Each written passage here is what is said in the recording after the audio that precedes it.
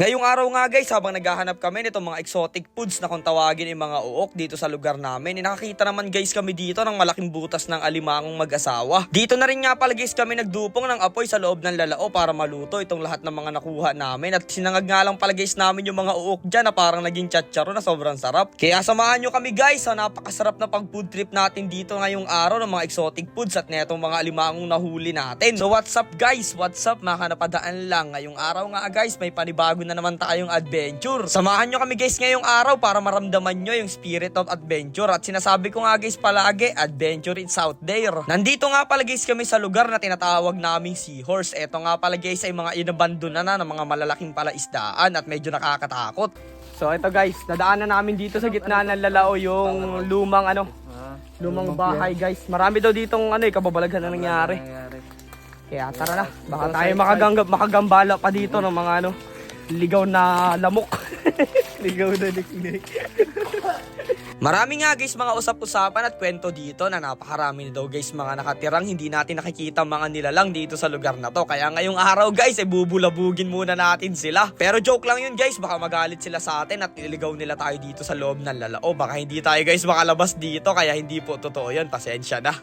Gusto ko nga pala guys sabihin sa inyo kung saan nga pala guys kami pupunta ngayong araw. Niyaya kasi guys kami nitong tropa naming Sromel na puntahan guys yung mga bahay guys ng mga uok guys, yung mga nasa puno na malalaking parang mga uhod na kulay dilaw. Kaya yun guys ang pupuntahan natin. So yun guys, medyo nahihirapan kami sa adventure namin ngayong araw kasi para tayo nasa Jurassic Park. Titingnan natin dito. May nakita doon kasamahan naming butas ng alimangong malaki guys. Nagulat nga lang guys ako dito sa daladala ni Dugong na kaldero. Akala ko guys bigas ang laman. Yun pala naka-ready na kaagad yung pang-ulam niyang sardinas.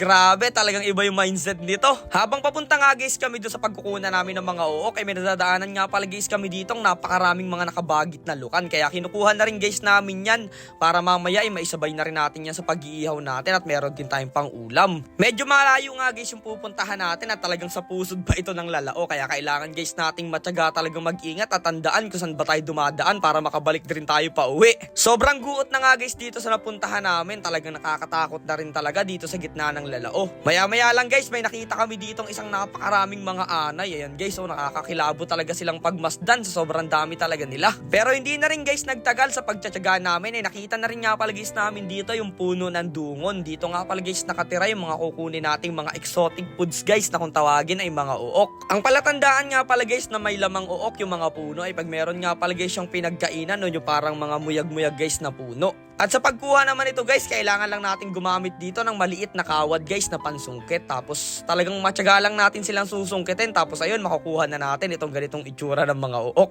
Pwede nga pala guys itong kainin kinilaw pero lulutuin namin yan. Ito ang uok guys na meron siyang scientific name na Oxytosis mungalonis.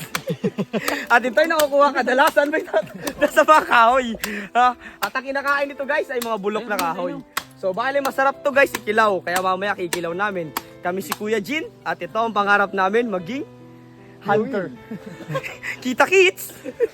Kadalasan nga pala guys dito nakatira yung mga uok sa loob ng pununan ng dungon. Kasi guys favorite nga pala nilang kainin yung mga ganitong klase ng puno. Kaya guys hindi namamalayan ng puno na unti-unti na siyang namamatay o kinakain itong mga uok na to. Kaya eto guys, tutulungan natin yung puno na makarecover tapos pupudripin natin yung mga uok na nandito sa loob ng kanyang katawan para makabawi sila. Nagulat nga lang guys kami dito sa mga nakukuha naming uok ngayong araw. Talaga naman guys napakatataba nito at sobrang lalaki nila. Talagang nakapagpataba sila ng todo dito sa loob ng isang malaking puno na to. Noong naubos na nga guys namin yung mga uok nandun sa isang puno na yun, ay lumipat naman guys kami dito sa may bandang kaliwa at dito naman kami kukuha. At habang hinahanap nga guys namin yung pansungkit namin na nalaglag, ay nakakita naman dito yung tropa nating Sromel na isang butas ng malaking alimango. Kaya ito muna guys ang inuna namin at pinagtulungan naming hukayin. At eto nga guys, napakaswerte pa rin natin ngayong araw dahil etong nahuli guys natin na alimango ay babae. Palatandaan nga pala guys na pag babae yung alimango, syempre meron niyang kabit dyan sa loob.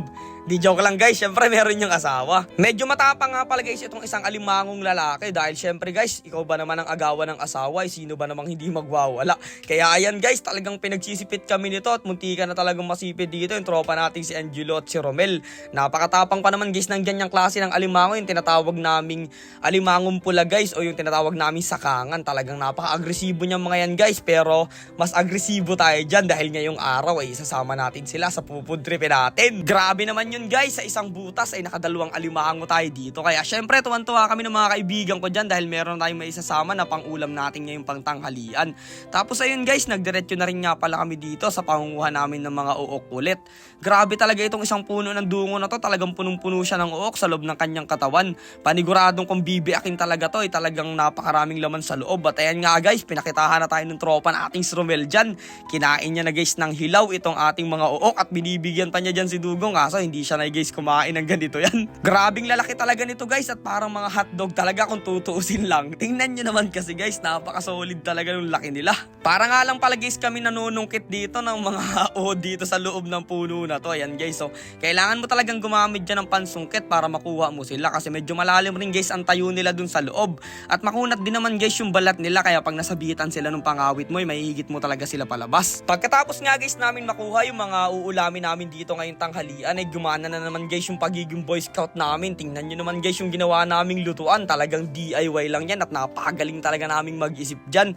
Buti na lang nag Boy Scout kami nung kami grade 3 at grade 4 guys, kaya marami tayong natutunan. Kaya ayun guys, sumasama na lang kami ng mga kaibigan ko dito nagdupong sa gitna ng lalao. At dahil nga guys, isang lutuan lang yung nadala namin, nilagay na namin dito yung cake na baon namin sa puno guys ng buli o dahon ng buli guys. Kasi nga guys, dito natin lalagain yung dalawang alimangong mag-asawa na nahuli natin. Napaka-basic lang guys ng luto niya, lalagyan lang natin ng tubig tapos nilaga. Meron naman kasi guys kaming baon dito na masarap na suka, ikatalo na rin yan pag sinawsaw namin mamaya. Sa sobrang talino nga guys namin at marami kami natutunan sa Boy Scout ay tinali nga pala namin sa baging dyan yung kaldero para hindi guys matapon yung ayaman na niluluto natin dyan sa loob.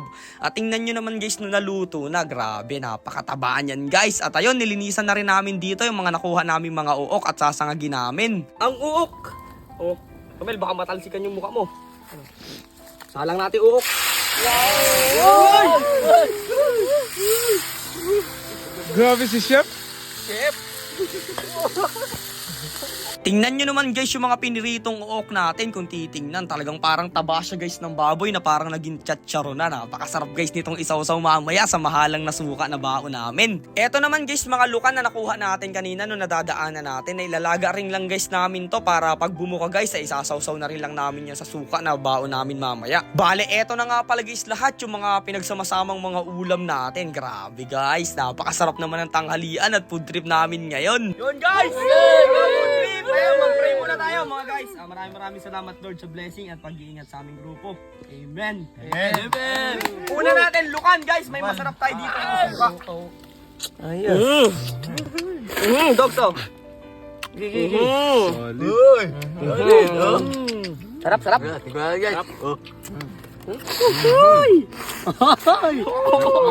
nun. Pare oh. Ayun oh. Diyan, ang dami. Uy. Sarap, kanin. Solid. Buksayin kayo mo natin. Lugs, kain. Higop.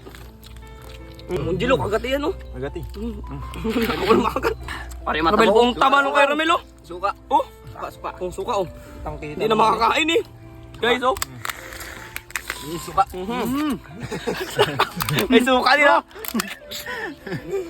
Top! Sa mga gusto nga pala guys tikman o malaman yung lasa ng mga uok na kinuha namin, talaga guys na para siya guys lasa na taba ng baboy, lalong lalo na pag sinawsaw mo guys sa mahalang na suka. Napakalutong niya guys at sobrang solid talaga ng lasa, kaya eto nga guys, so talaga namang food trip na kami ng mga tropa ko dyan. Kaya ano pang iniintay nyo mga guys, tara samahan nyo na kami food trip. Grabe, napaka-solid guys ng adventure natin at maraming salamat guys sa panonood nyo sa mga video namin. Hanggang dito na lang ulit mga guys at kita-kits na lang tayo sa next adventure.